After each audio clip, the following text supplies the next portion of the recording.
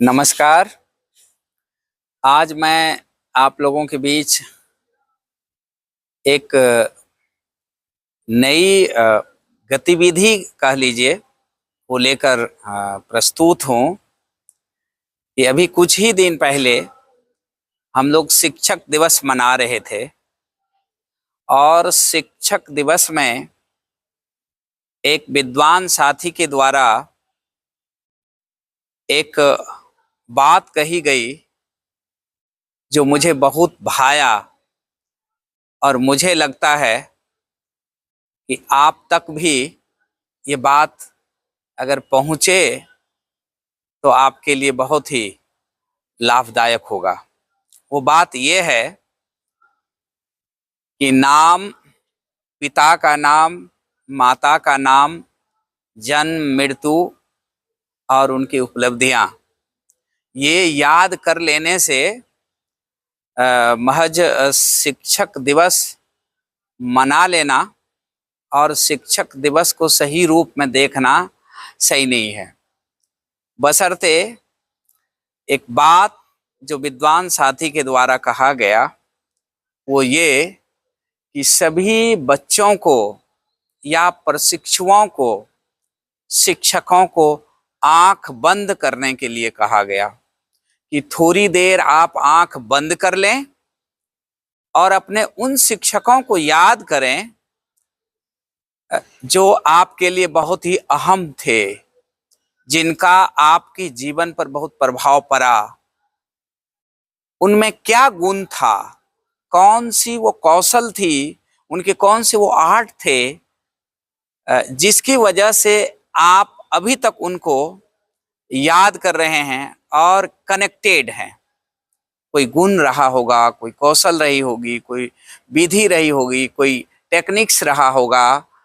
क्या था, सभी लोग याद करें और फिर आप ये पता करें कि क्या आप में भी वो गुण है या फिर आप में वो कौन से गुण हैं जिसकी वजह से आपको भी लोग याद कर पाए, आपको भी लोग जो है वो इस रूप में देखें कि आपको शिक्षक के दिवस के रूप में आपको के दिन याद करें।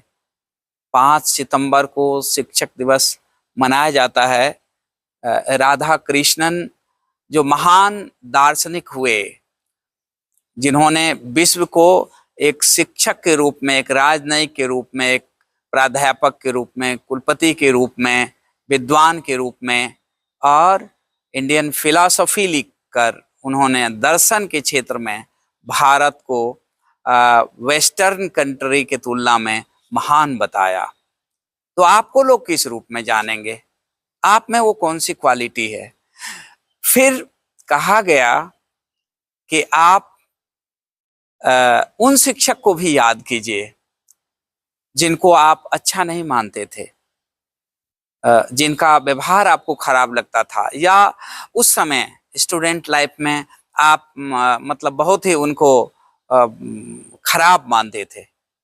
उसमें 2 कारण हो सकते हैं कि स्टूडेंट लाइफ में जो खराब मानते थे वो हो सकता है अभी आपकी धारणा बदल गई होगी। जैसे हम नवोदय में थे तो पीटी में जाने के लिए पीटी सर सीटी बजाते थे और हर लोगों को जाना जरूरी होता था और नींद जो है पूरी नहीं होती थी और जग कर या जगा दिया जाता था, जाना पड़ता था, खराब लगता था। लेकिन आज लगता है कि एक्सरसाइज हमारे लिए कितना महत्वपूर्ण है, वो हमारे लिए बहुत अच्छा था। अगर कोई शिक्षक वाकई में आपको खराब लगते थे तो उनके उन अवगुणों को याद कीजिए और अपने आप में थोड़ा अंतर्ध्यान में जाइए, अंतर्ध्यान कीजिए कि आप में भी तो कोई खराबी नहीं है, आप में भी कोई ऐसी बुरी बात तो नहीं है जो बच्चों को खराब लगे। अगर इस तरह की बात हो तो फिर आप जो है अपने उन बुरी बातों को उन बैड हैबिट्स को, उन चीज़ों को दूर करने की कोशिश करें। अभी हमारे पूरे बिहार के प्रशिक्षण संस्थानों में प्रधान की ट्रेनिंग हो रही है, हेड मास्टर और हेड टीचर। मुझे लगता है कि हेड मास्टर और हेड टीचर विद्यार्थी से क्या अपेक्षा करते हैं, अपने साथी सहयोगी शिक्षक से क्या अपेक्षा करते हैं, समाज से, पेरेंट्स से क्या अपेक्षा करते हैं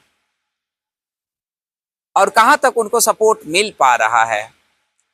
थोड़ा देर के लिए वो ये भी सोचें कि वो उनकी अपेक्षा पर कहाँ तक उतरते हैं। उनकी भी कुछ अपेक्षाएं हैं आपसे, विद्यार्थी की, आपके अधीनस्थ शिक्षकों की, कर्मचारियों की, समाज की बहुत अपेक्षाएं हैं। आप उनके उन अपेक्षाओं पर कितना खरा उतरते हैं। और एक बात यह भी सही है कि आप किसी भी आदमी से अपेक्षा ना रखें और किसी की उपेक्षा भी नहीं करें। हमें लगता है कि रिश्ते की मजबूती के लिए यह 2 लाइन बहुत ही महत्वपूर्ण है कि किसी से अपेक्षा भी ना रखें और किसी की उपेक्षा भी नहीं करें। इस सिद्धांत पर अगर आप काम करेंगे, चाहे वो घर के रिश्ते हो, कार्यालय के रिश्ते हो या और कोई रिश्ते हो, वो बना रहेगा और मतलब वो टिकाऊ भी रहेगा। तो एक प्रधान के लिए, एक हेड के लिए, एक शिक्षक के लिए बहुत ज़रूरी है कि उन्हें व्यवहार कुशल भी होना चाहिए, कोऑर्डिनेटर भी होना चाहिए, संयोजक भी होना चाहिए, उन्हें एक प्रशासक भी होना चाहिए, एक ऑब्जर्वर भी होना चाहिए, एक वक्ता भी होना चाहिए और साहसी भी होना चाहिए, उद्यत भी रहना चाहिए और उनमें आलस नहीं रहना चाहिए। आधुनिक ज़माने में जो भी चीज़ें हो रही है, चाहे वो पीएफएमएस का मामला हो, चाहे आईसीटी फ्रेंडली का मामला हो या और भी रिपोर्ट का मामला हो, विभागीय योजनाओं का मामला हो, हर मामले में आपको तैयार रहना होगा, टालने वाला नहीं होना चाहिए। आप जब काम को टालेंगे वो बोझ बनता जाएगा। इसलिए एक हेड के रूप में, एक प्रधान के रूप में, एक शिक्षक के रूप में आपको बहुत ही संयमित, व्यवहार कुशल, लोकतांत्रिक और सामाजिक होना चाहिए और जनहित, छात्र हित में काम करना चाहिए और अपने आप को हमेशा तत्पर रहना चाहिए, कॉन्शियस रहना चाहिए, अखबार पढ़ते रहना चाहिए, देश दुनिया में क्या हो रहा है इससे अवगत रहना चाहिए और प्रभावी चेतना सत्र से ही दैनिक अधिगम की शुरुआत करनी चाहिए और चेतना सत्र को चुस्त दुरुस्त करते हुए जो स्कूल की बहुत सारी गतिविधियां हैं उस पर फोकस रहना चाहिए, चाहे वो समय सारणी हो, चाहे वो टीएलएम हो, चाहे कक्षा प्रबंधन हो, चाहे स्टाफ के बीच संयोजन हो, चाहे रिपोर्ट हो, चाहे अन्य कोई काम हो। तो इसीलिए प्रधान के रूप में, हेड के रूप में, शिक्षक के रूप में आपको हमेशा अपडेट रहने की ज़रूरत है। अंत में कहना चाहेंगे कि एक शिक्षक का कोट होना चाहिए, नारा होना चाहिए एक प्रधान का कि यही जुनून, यही अधिकार मेरा है, दिया वहाँ जला दूं जहाँ पर अंधेरा है। बहुत बहुत धन्यवाद।